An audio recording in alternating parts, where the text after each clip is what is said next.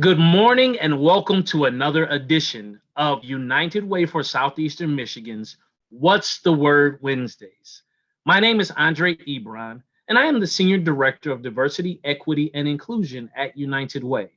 Today, we are talking about a very important topic, centering community voice in the grant making process. First, we'll learn a little bit about United Way's diversity, equity, and inclusion work, hear from our partner, Detroit Future City, and have a discussion about how you can be involved in the grant making process and why that is so important. As we are sharing today, please feel free to leave your comments and questions in the Q&A box if you're watching on Zoom or in the comment box on Facebook.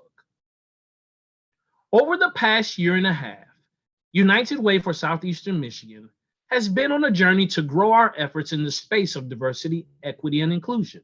From our 21-day equity challenge, which aims to deconstruct racism, understand equity, confront bias, and discover ways to actively support equity within the community. The Faith Forward Fund, that supports smaller faith-based organizations and nonprofits in Detroit. Our digital equity initiatives that has distributed over 10,000 devices among senior citizens, returning citizens, families residing in transitional housing, community organizations, students, and so many more, all for the purpose of healing and closing the digital divide. We are equally as committed to providing a workplace that fosters authentic inclusion, belonging, and community, where every team member is seen, heard, and valued. Our humankind huddles, co-chair model of leadership, organizational strategic sprint, DEI committees, and team member-led equity-focused discussions speaks directly to the heart of the work that our guest today is committed to, centering the voices and lived experiences of people within our communities. Now, please join us in welcoming Shari Williams, Senior Program Manager for Detroit Future City's Center of Equity Engagement and Research. Shari instills participatory practices with community stakeholders to inform Detroit Future City's research and policy recommendations. She also developed and deployed DFC's Working with Lots mini grant program for 4 years, which supported Detroit community leaders' efforts to transform vacant lots into community assets. Shari's personal mission is to advance sustainable economic opportunities to the greater good in a way that cultivates both prosperity and stability. Shari has her master's degree in urban planning from Wayne State University and a bachelor's from Michigan State University. Today, Shari will talk about the creation of our Centering Community Voice Blueprint, and we will answer your questions and hear your ideas about how we can involve you in this very important work. Welcome, Shari. How are you? I am great. Thank you so much for having me today. Absolutely. It is indeed our pleasure. So, Shari, let's start with framing our discussion today by defining for our audience what is the Centering Community Voice Blueprint? So the Centering Community Voice Blueprint is a basic framework and toolkit that was developed to guide organizations at all levels on ways that they could integrate lived experience into every part of decision making within their organization. The report was or is really intended for philanthropic organizations, but there are guiding principles within the report that can be useful for community-based organizations as well.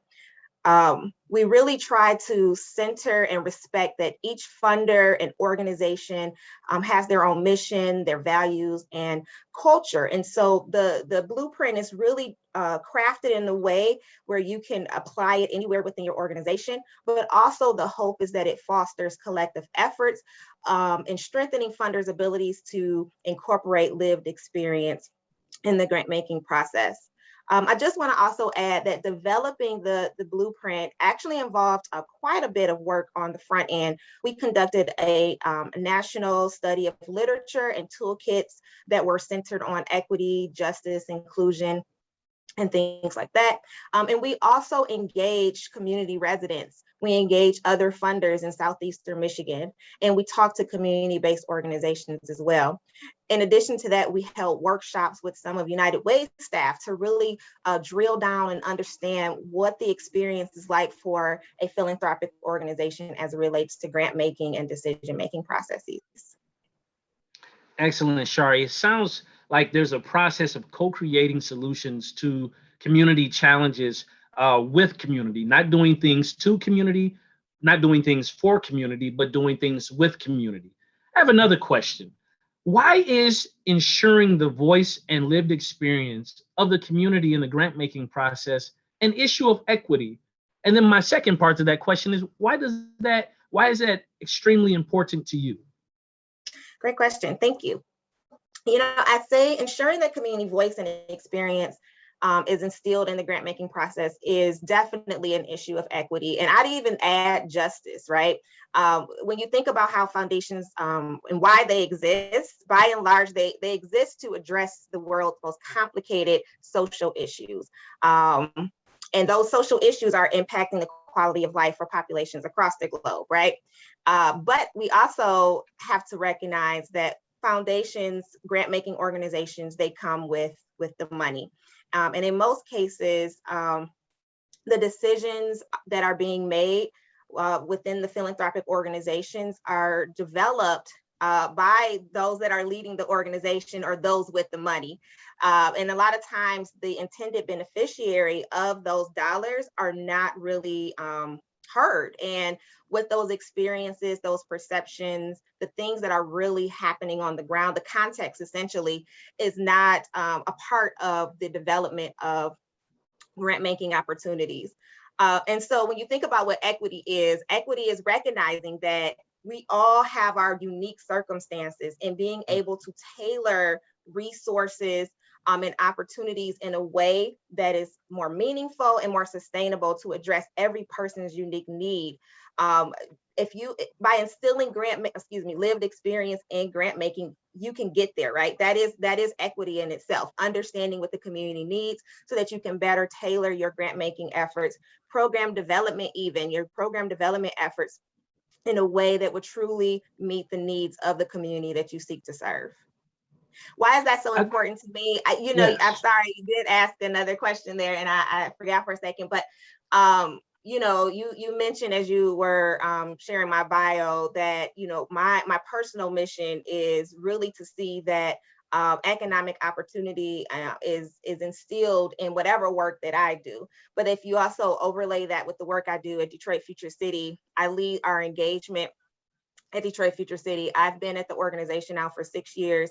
And, starting at the organization, working within our land use department, I built the Working with Lots program, which really did just that. It understood and met with community members to understand what their needs were as it related to vacant land in the community. I don't want to take full credit for what happened before the Working with Lots. The field guide was developed because I wasn't at the organization then. But once I joined this organization, I was intentional of making sure I was on the ground, talking with community members, understanding what those needs were. And year after year, myself, along with the team, worked to instill as much as we could from the community in our program as we evolved every year. And even now, today, the work that we do at Detroit Future City and the work that I lead is really centered around community voice, lifting our stakeholders' voice, and ensuring that it's instilled in the work that we do. Yeah, I think that's vitally important, Shari, that you shared that.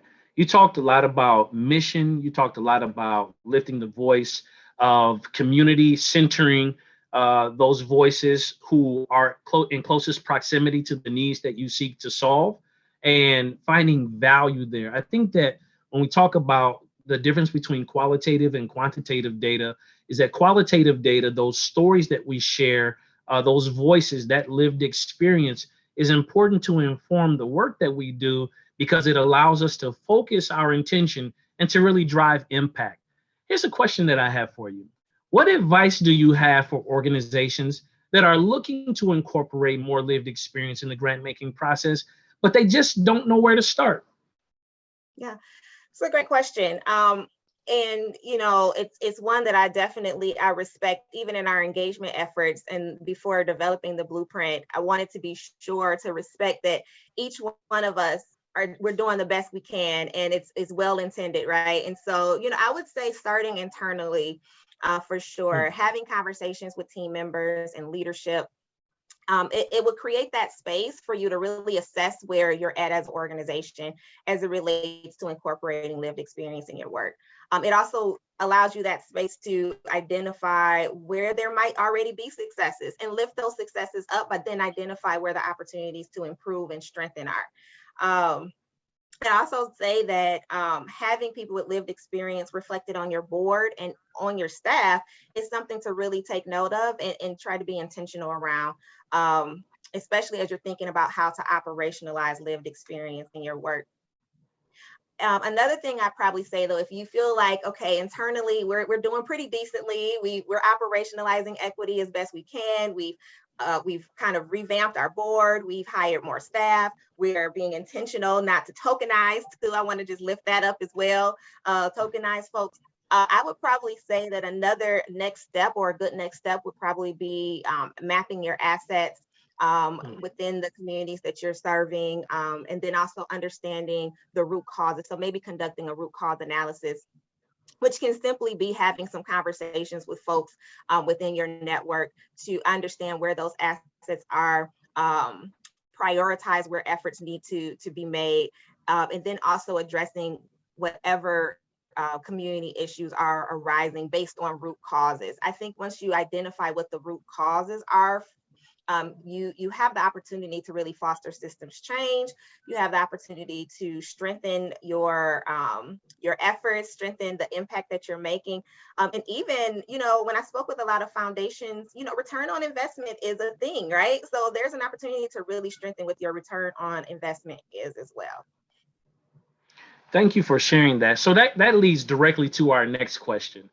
And I want you to just expand your purview and share your heart as it relates to this question, but also provide some practical solutions for people who are really looking to engage and are looking to move their systems levels change or their change management plan to the next level. What potential do you see in having a process like this implemented at a systemic level across giving organizations in the funding ecosystem? Yeah, so I think it's a great question also. Implementing a process like this at the systemic level has such great potential to create better programs and solutions. I kind of spoke to some of that already. When you really are intentional around this work, you're having those conversations, you're taking that context expertise into account. Then you can really tackle the world's most complicated issues that we're all seeking to do in our work, right? Whether we're at a community-based organization or we're at a philanthropic organization, we're all seeking to address these issues and make impacts in the world in a positive way. And so, I really see that centering community voice is a way to create or strengthen the pathway to identify where those current inequities are in decision making and understand, again, I'm going to say the root causes for the problems that you seek to address through your work. And it allows you the opportunity to tailor your resources in a way that will better meet the needs of the community that you want to serve. Shari, could you dive into some of from the work that you have been fortunate and blessed enough to participate in? What are some of the root causes that you see that produce issues of equity that this blueprint speaks directly to?